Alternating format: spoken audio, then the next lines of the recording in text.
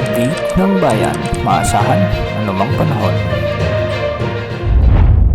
Magandang araw po sa ating lahat. Narito na ang latest update sa magiging lagay ng ating panahon sa mga oras na ito at sa magiging lagay ng panahon sa mga susunod pang mga araw. Sa kasalukuyan, malayo na sa ating kalupaan ang dating bagyong Lani na may international name na Tapa. At ngayon ay nasa layo na itong 750 kilometers kanluran ng Lawag City, Ilocos Norte. Wala na itong epekto sa anumang bahagi ng ating bansa kahit taglay na nito ngayon ang lakas ng hangin na umaabot sa 85 kilometers per hour malapit sa sentro nito at pagbugsong maabot sa 105 kilometers per hour. Kumikilos ito ngayon ng pahilagang kanluran sa bilis naman at 15 kilometers per hour. Sa mga susunod na oras at araw ay posibleng maglandfall na ito sa bahagi ng Southern China, kaya sa mga kababayan natin sa mga nasabing lugar ay paghandaan po ang paparating na bagyong ito sa inyong lugar.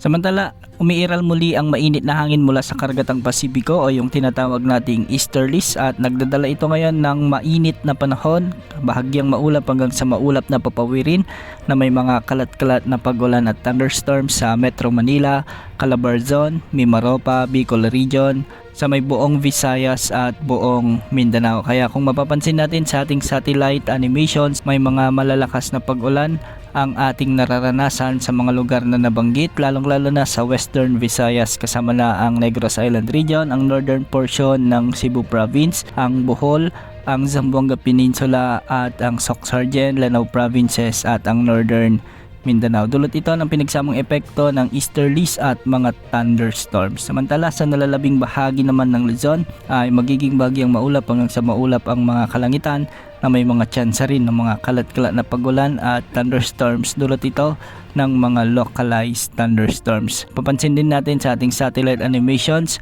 na hindi nagaanong o wala ng epekto ang habagat, kaya ang magiging dominanting weather system sa mga susunod pang mga araw ay ang easterlies. Maraming lugar ang makakaranas ng maalinsangan o mainit na panahon hanggang sa mga susunod na araw sa pag-iral ng weather system na ito. Wala rin tayong namomonitor na panibagong nagbabantang LPA o bagyo na posibleng pumasok o makaapekto sa ating bansa sa susunod na 3 hanggang 5 araw. Wala ring nakataas na gale warning sa anumang karagatang sakop ng ating bansa at ang mga pag-alon sa mga karagatan ng ating kapuluan ay posibleng umabot hanggang 1.8 meters. Yan muna ang latest sa lagi ng panahon. Ito po ang weather update ng bayan, maasahan anumang panahon.